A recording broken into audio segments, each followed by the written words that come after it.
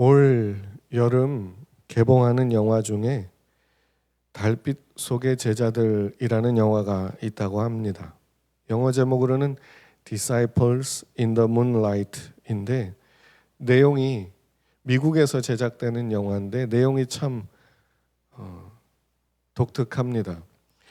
정부가 승인한 성경이 아닌 성경은 모두가 다 불법이 된 상황에서 하나님의 말씀이 온전히 기록된 성경, 그것을 숨어서 읽고 그 성경을 몰래 나눠주고 그리고 거기서 그 성경으로 신앙생활하는 모습을 그린 영화라고 하지요. 모든 내용이 개정이 되고 바뀌고 변기가 돼서 정부에서 승인한 성경으로는 하나님을 알 수가 없는 거지요. 그래서 온전한 지금 우리가 읽고 있는 것과 같은 성경을 몰래 숨어서 읽는다는 그런 설정의 영화입니다. 그런데 이런 일이 중국에서는 현실이 되었지요. 2년 전에 기독일보 뉴스를 보니까 중국 정부가 성경을 개정해서 새로 쓰고 있다고 했습니다. 사회주의 핵심 가치, 공산주의 신념을 반영하지 않는 구절들을 다 삭제해버리고 내용을 바꿨다고 하지요. 예를 들어서 가늠한 여인이 사람들에게 붙잡혀서 예수님 앞에 끌려오게 됐는데 그때 예수님께서 이렇게 얘기하시잖아요. 죄 없는 자가 돌로 치라.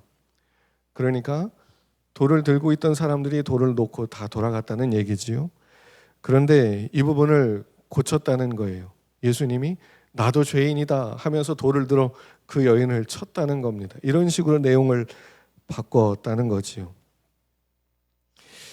미국에서 이 영화를 만든 이 감독이 이런 식으로 말을 했습니다. 나는 중국의 기독교인들이 성경 배송을 받고 상자를 열고 상자에서 성경을 꺼내는 모습을 유튜브에서 봤습니다.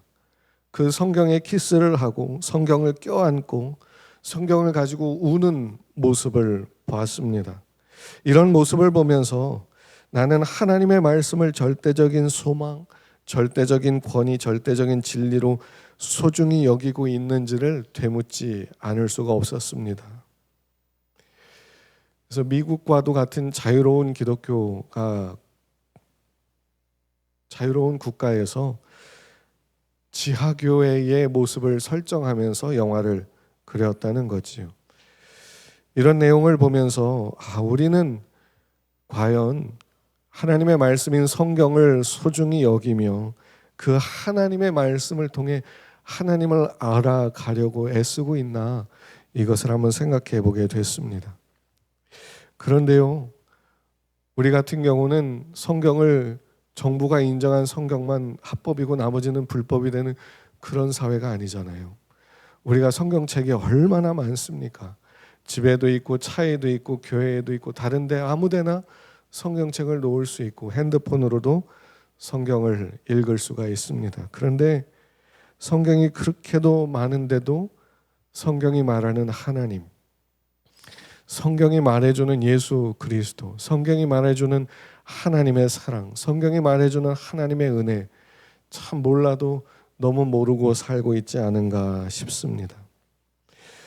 물론 같이 사는 부부간에도 서로 남편과 아내를 이해하지 못해서 왜 저러나 싶을 때가 많은데 어떻게 우리가 하나님을 다 알 수 있겠습니까? 그러나 성경이 우리에게 가르쳐주는 하나님에 대한 내용들이 많잖아요. 그 사랑, 그 구원, 그 은혜, 믿는 자의 삶이 어떠한지를 가르쳐주고 있지 않습니까? 우리가 성경을 통해서 하나님을 더 알아가고 그분이 우리에게 베푸신 그 사랑, 그분이 우리를 위해서 보내신 메시아 구원자이신 예수님, 그분이 우리를 위해서 무엇을 하셨는지를 더 깊이 알아가고 깨달아 가야 될 줄로 믿습니다. 오늘은 우리가 읽은 로마서 본문을 통해서 하나님의 사랑에 대해서 보려고 합니다. 오늘 본문을 보면 가장 중요한 말씀이 35절에 나오지요. 누가 우리를 그리스도의 사랑에서 끊으리요. 그 무엇도 우리를 향하신 하나님의 사랑, 예수님의 사랑을 끊을 수 없다라는 이야기입니다. 그런데 우리가 이 내용을 보면서도 잘 솔직히 이해를 못하는 것 같아요. 저도 그랬던 것 같아요. 하나님은 신적인 존재고 그분은 모든 걸 할 수 있는 분이고 그분은 전지전능한 분이니까 그분은 사랑이시다 라고 하는 거에 그분은 사랑이 아니다라고 반박할 이유가 없지요. 그러니까 그분은 사랑이셔. 그분은 우리를 사랑하셔. 이렇게 말하는 거에 전혀 반박할 내용이 없지요. 그런데 하나님이 우리를 사랑하신다라는 말을 하면서 그러니까 어떻게 됐다는 거냐를 이야기하면서 그러니까 하나님이 우리를 사랑하니까 우리가 똑바로 살아야지. 그 사랑에 걸맞게 살아야지. 제대로 살아야지. 안 그렇게 살면서 어떻게 하나님의 사랑을 받는다고 함부로 말할 수 있겠냐. 이런 식으로 결론을 짓고 얘기하는 경우가 많은 것 같아요. 끊을 수 없는 사랑, 그리스도의 사랑에 대해서 말할 때 주님은 우리를 사랑하는 걸 누구도 끊지 못하지만 거기에 걸맞게 죄짓지 말아야지, 똑바로 살아야지, 정신 차려야지. 지금이 어느 때인데 마음을 똑바로 먹고 성경 제대로 읽고 세상의 유혹에 넘어가지 말고 온전히 살아야지 라고 결론을 내며 오히려 그리스도의 끊을 수 없는 사랑에 대해서 얘기하는 사람에 대해서 너는 그 사랑에 걸맞게 사냐? 라고 오히려 손가락질을 하고 지적질을 했던 것 같아요. 근데 그럴 수밖에 없는 것이 그리스도의 끊을 수 없는 사랑을 이야기하는 사람들이 많은 경우 그 내용을 가지고 자기의 죄와 자기의 잘못과 허물을 합리화하는 경우가 많았기 때문이지요. 그러고 보니까 그런 말을 했던 사람도 그걸 지적했던 저도 하나님의 사랑을 잘 모르고 살아왔던 것 같습니다. 오늘 우리가 읽은 본문을 보면요, 우리를 사랑하시고 끝까지 이끌어 가려 하시는, 누구도 끊을 수 없다는 게 그거잖아요. 그분이 사랑해서 끌고 가려고 하는 그분의 각오와 결단이 표현되고 있지요. 누구도 끊을 수 없다는 게 무슨 말입니까? 주님이 붙잡아서 인도해 내겠다는 각오 아니겠습니까? 우리를 향하신 구원은 하나님께서 계획하시고 하나님께서 진행을 시키셨고 하나님께서 이루셨습니다. 2000년 전에 예수님께서 십자가를 지고 죽으시고 부활하심으로 우리의 구원이 이루어졌습니다. 이 완성된 구원을 가지고 우리가 사는 이 시대 속에서 부름을 받아 그 구원의 적용을 우리가 받게 되었습니다. 미리 아신 우리를 불러주셨고 의롭다 해주셨고 영화롭게까지 해주셨다고 말하고 있습니다. 여기서 우리가 이게 이해가 안 되는 거예요. 아니, 우리에게는 살아갈 날이 앞으로 창창하게 많이 남아있는데 왜 끝을 단정짓지? 그러면 끝이 정해졌으니까 막 살아도 되겠네라고 이런 잘못된 너무 교만한 생각으로 우리가 나아가기 마련입니다.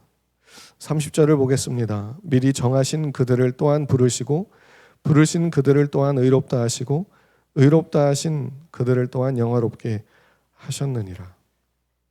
하나님의 부르심은요, 우리가 예수 믿기 전부터 계속 되었고 예수 믿은 이후에도 계속 되고 있습니다. 이 은혜를 받아 순응하고 그것을 인정함으로써 우리가 구원을 받고 신앙생활을 하고 있지요.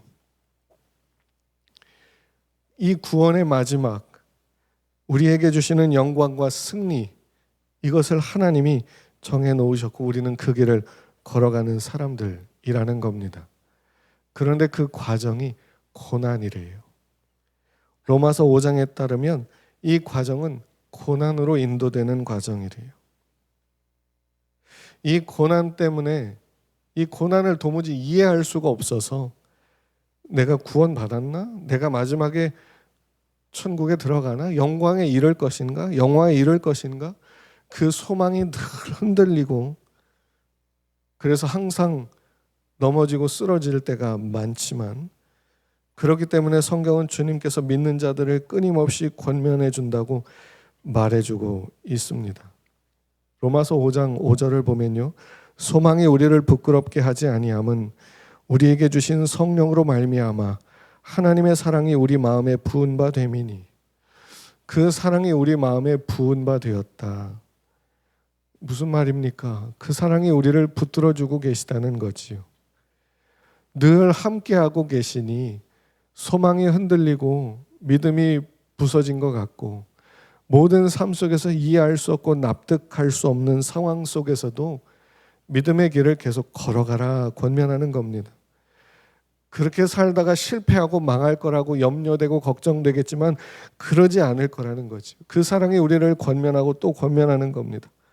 그러면서 오늘 우리가 읽은 말씀에서도 누가 그리스도의 사랑에서 우리를 끊어내겠느냐, 그 사랑이 우리를 붙들어 끌고 가고 있으니 힘내서 믿음으로 걸어가라라는 거지요. 근데 우리가 느끼는 문제는 항상 뭐예요?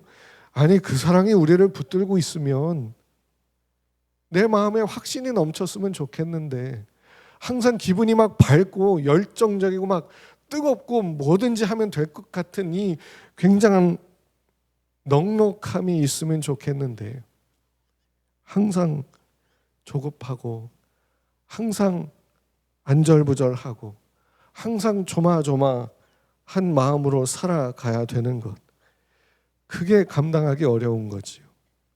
하나님의 사랑이 우리를 붙들고 주님이 우리를 끝까지 영화에 이르도록 이끌어갈 그런 결정을 하시고 결단을 하셨으면 우리 안에 기쁨을 넣어주시고 막 자신감을 넣어주시고 뭐든지 할 수 있다는 자부심을 넣어주시고 누가 봐도 와 대단하다 싶은 카리스마를 넣어주셔서 그렇게 살아가게 하면 좋겠는데 그러질 못하다는 거지요. 여러분들도 아마 느끼셨는지 모르겠지만요, 우리가 세상을 살아가다 보면은 이상하게도요, 예수님을 믿는 사람들, 예수님을 믿는다고 하는 사람들이 예수님을 믿지 않는 사람들보다 오히려 더 주눅들고 오히려 더 내성적이고 오히려 더 조심스럽고 오히려 드러나지 못하고 오히려 열심이 없고 오히려 막 뜨거움이 없는 그런 경우들을 보신 적이 있습니까? 그게 참 신기하지요. 하나님의 사랑을 받았으니까 그 긍정적인 그 마음과 적극적인 삶의 변화들을 만들어가면서 막 가야 될 것 같은데 그러지 못한 경우가 더 많아요. 신기하지요. 왜 그럴까요? 너무 간단합니다. 하나님의 사랑을 믿고 확신해요. 그런데 이 세상에서의 보상이 없어요. 교회에서 신앙생활을 하면서 하나님께 열심을 다하고 희생하고 시간을 들이고 마음을 들이고 하는데 그만큼 노력을 했으면 대가가 따라야 되잖아요. 세상에서 좋은 직장으로 그리고 승진으로 좋은 사업 아이템으로 그리고 돕는 사람들이 막 투자자들이 몰리고 함께하는 동업자들이 몰리고 사람들이 와 여길 만큼 뭔가 쫙 풀려야 되는데 그러지 못해요. 오히려 시간을 세상 사람들만큼 세상에서 돈 벌고 성공하는 일에 쓰지 못해서 교회에서 시간을 낭비하느라고 더 성공하지 못하는 경우가 많죠. 그러다 보니까 하나님이 정말 나를 사랑하시나, 내가 잘못해서 버리셨나, 내가 더 열심을 못 냈나, 어떻게 해야 하지 하는 고민과 근심 속에 살 때가 많지요. 우리가 생각하는 하나님의 사랑과 성경이 말해주는 하나님의 사랑에 큰 차이가 있는 것 같습니다. 하나님이 우리를 사랑하신다라는 말을 듣지만 그걸 우리 마음대로 임의대로 해석을 하고 그리고 임의대로 해석한 대로 되지 않는 거에 실망하고 화가 나서 하나님께 원망할 때가 많은 거지요. 만일 우리가 하나님이 우리를 사랑하시는 것이 무엇인지 성경을 통해서 더 알아갈 수 있다면, 바르게 이해할 수 있다면, 그래서 그 사랑을 우리가 바로 받고 반응할 수 있다면 우리의 삶에 우리가 그토록 원했던 열정과 뜨거움과 열심이 우리 안에 생겨나는 것을 경험하게 될 겁니다. 보통 우리가 읽은 이 본문의 말씀을 대하면요, 하나님이 우리 편이 되어 주셔서 누구도 그 사람 끊지 못하게 하고 우리의 마지막이 영화로 끝나게 될 것을 정하셨기 때문에 아무렇게나 산다, 그래도 된다, 이런 생각을 하는 경향이 있지요. 그래서 칼빈주의를 극단적으로 밀어붙이는 사람들은 사람 죽여도 천국 간다, 이런 말도 안 되는 소리를 하는 경우도 있습니다. 31절을 한번 다시 보겠습니다. 그런즉 이 일에 대하여 우리가 무슨 말 하리요? 만일 하나님이 우리를 위하시면 누가 우리를 대적하리요? 이 말을 지금 하고 있는 사람들, 사도 바울, 이 말을 듣고 있는 성도들, 어떤 사람들입니까? 고난과 핍박 중에 있는 사람들이에요.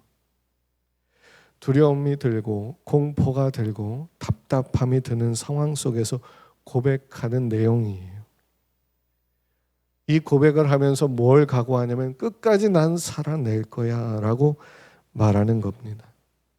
왜 끝까지 살아내겠다는 고백을 하냐면 그 사랑이 나를 붙들어주고 있으니까, 그 사랑이 나를 놓지 않으니까. 여러분, 하나님의 사랑이 뭔지 아십니까?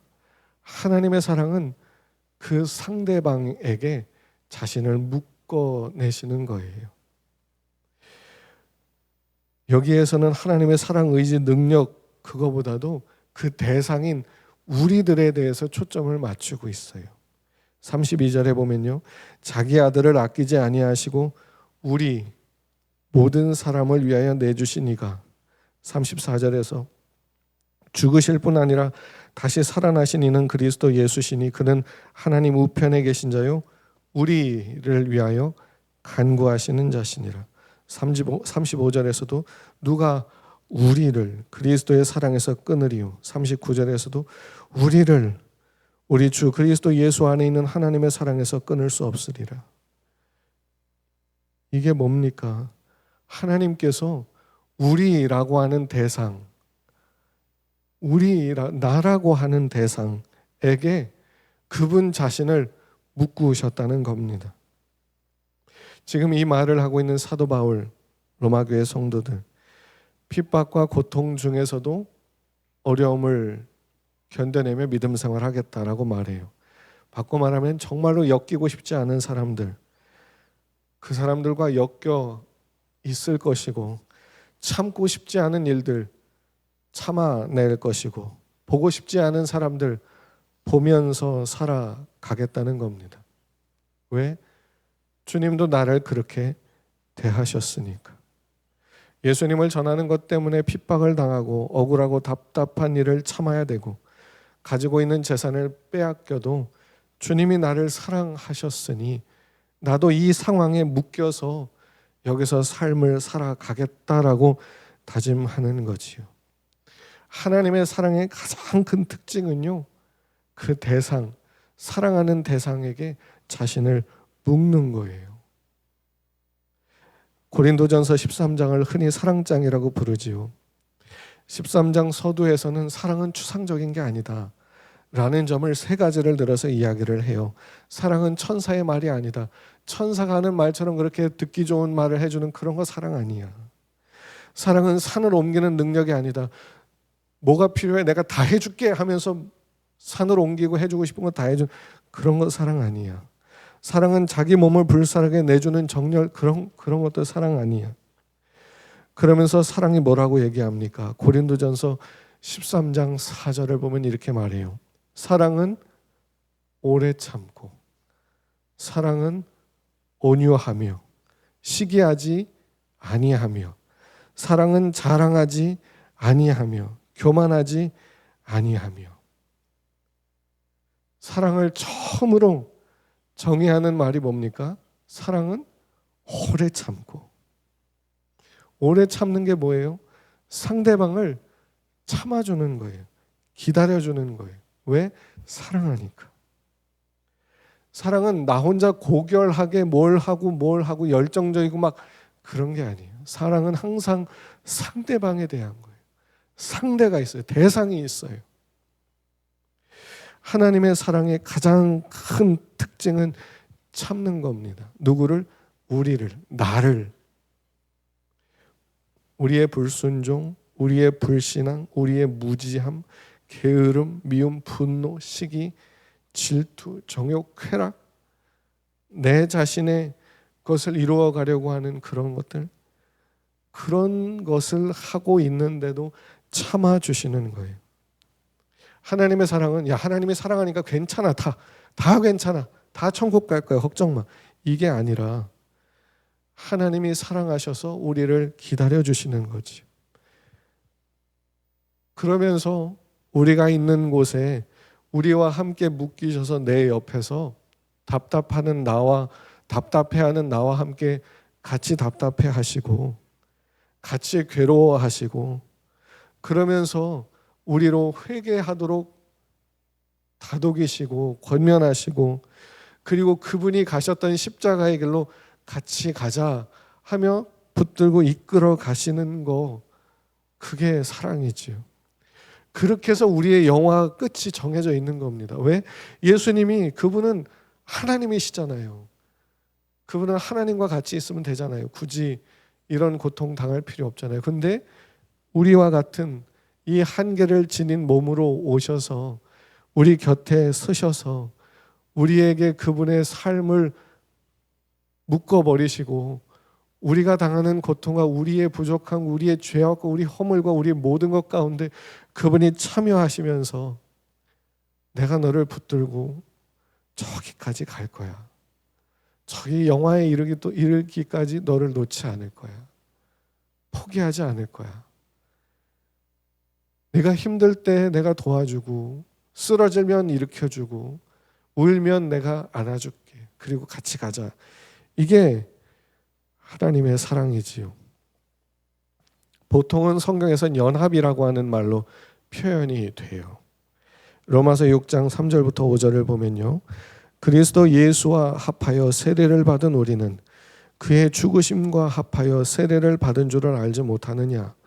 그러므로 우리가 그의 죽으심과 합하여 세례를 받음으로 그와 함께 장사되었나니, 이는 아버지의 영광으로 말미암아 그리스도를 죽은 자 가운데서 살리심과 같이 우리로 또한 새 생명 가운데서 행하게 하려 함이라.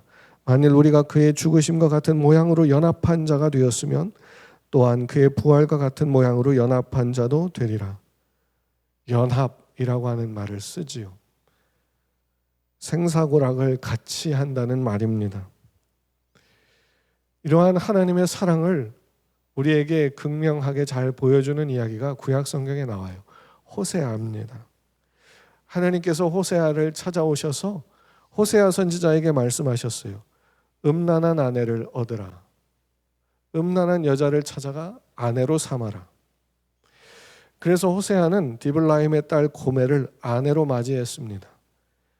고멜을 통해서 자녀를 낳았어요. 이남 일녀가 생겼어요. 얼마나 행복한 가정이에요. 이남 일녀가 있고 아내가 있고 행복하게 살아가요. 근데 그 아내인 고멜이 남편인 호세아를 버리고 집을 나갑니다. 왜 나갔는지는 성경에 나오지 않아요. 아마도 이 호세아가 어떤 남자에게서 그 여인을 데려온 걸로 보니까 이 고멜이 딴 남자를 보고 나간 것 같아요. 호세아의 입장, 남편의 입장에서는 화가 나죠. 배신감이 들어요. 분이 나요. 어디 두고 보자.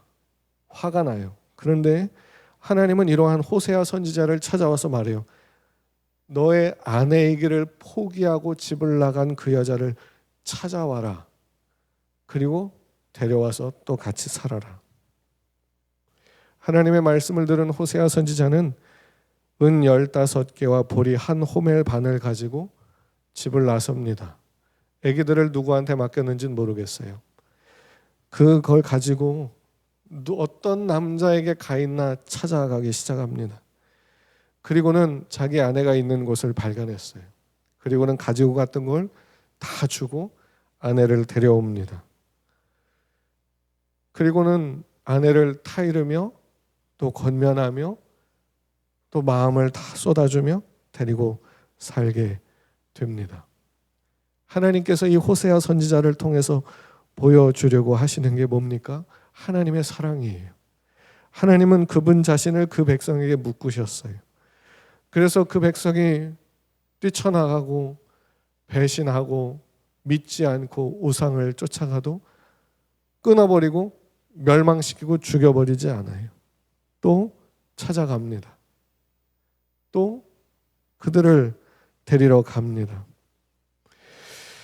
예수님께서 자신을 우리와 묶으셨다는 것은 우리가 사는 이 현실, 이렇게 살면서 끝맺게 될 운명, 그것이 다 자기에게 묶이게 하셨다는 거지요. 우리의 현실, 우리의 실존, 우리의 삶, 우리의 운명, 이것을 그분에게로 묶어내셨습니다. 그리고 예수님은 우리가 처한 거기서 하나님께 심한 통곡과 눈물로 간구하셨어요. 안 그래도 되는데 사랑하시니까 그렇게 하신 거지요. 우리와 같은 이 비참한 처지로 스스로를 제한하시고 우리의 실존적인 문제와 고통을 그분이 같이 짊어지셨지요.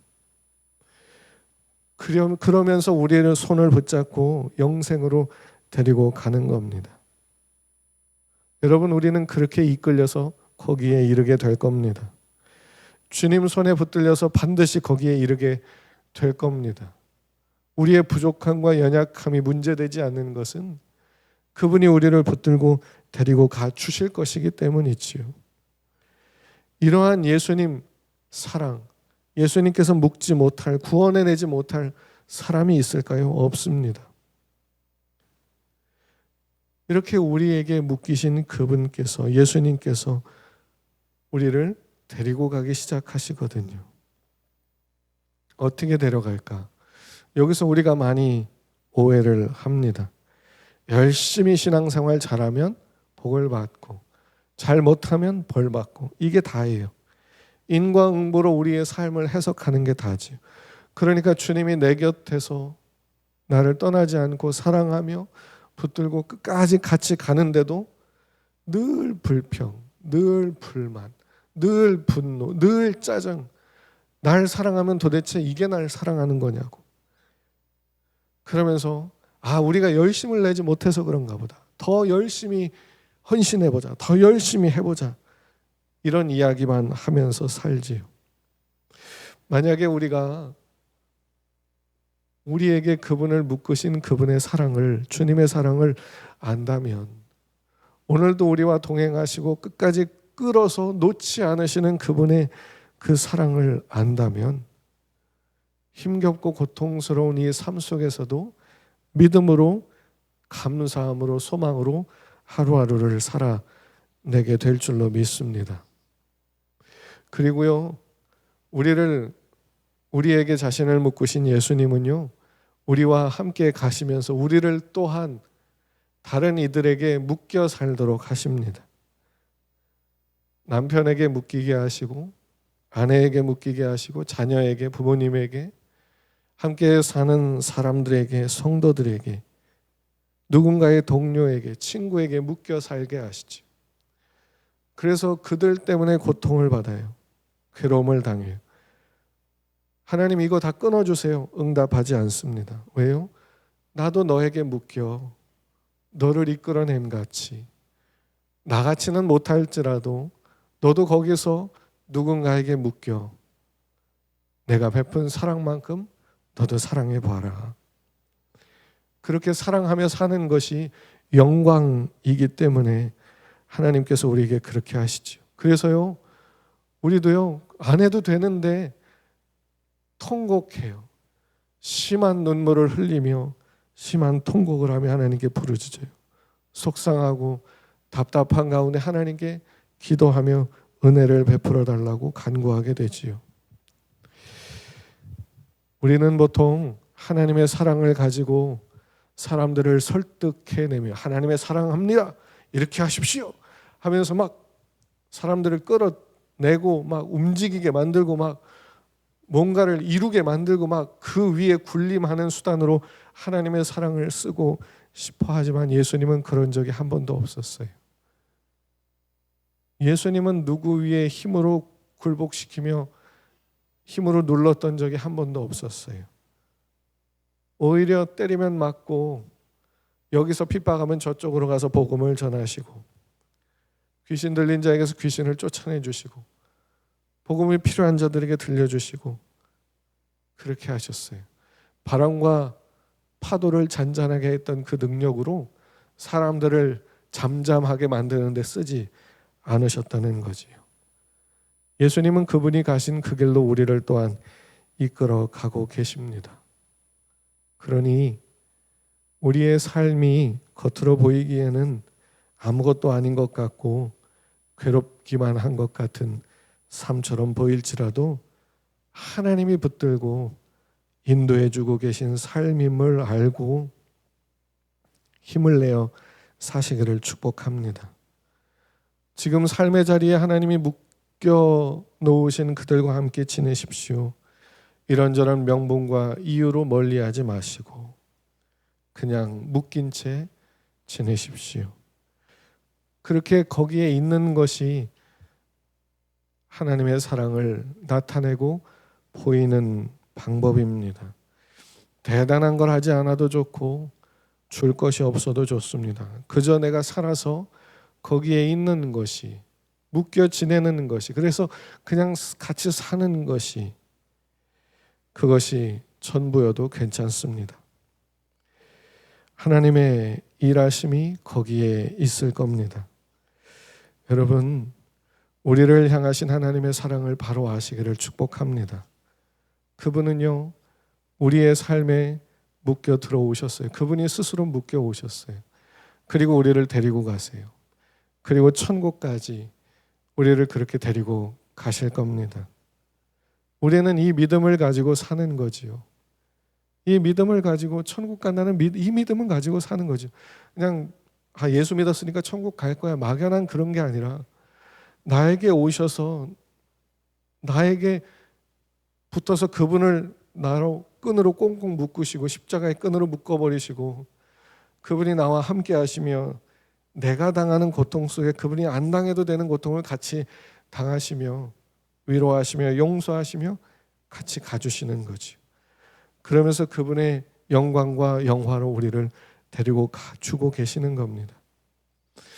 우리를 향하신 하나님의 사랑을 바로 아시기를 축복합니다. 그 사랑이 우리와 항상 함께하고 있으며 한 번도 떠난 적이 없음을 아시기를 축복합니다.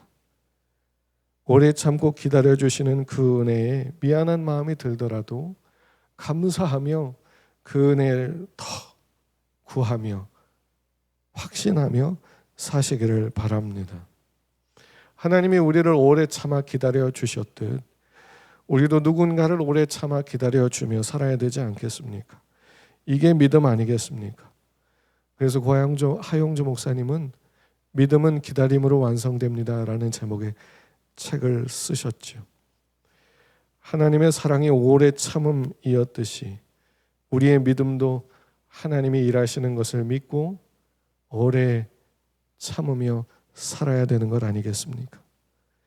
온전한 사랑 속에서 오늘도 복된 삶을 살아가고 있음을 믿고 주님 안에서 소망을 품고 주님이 이루실 것을 기대하며 매일매일을 살아갈 수 있는 저와 여러분들이 다 되시기를 주님의 이름으로 축복합니다.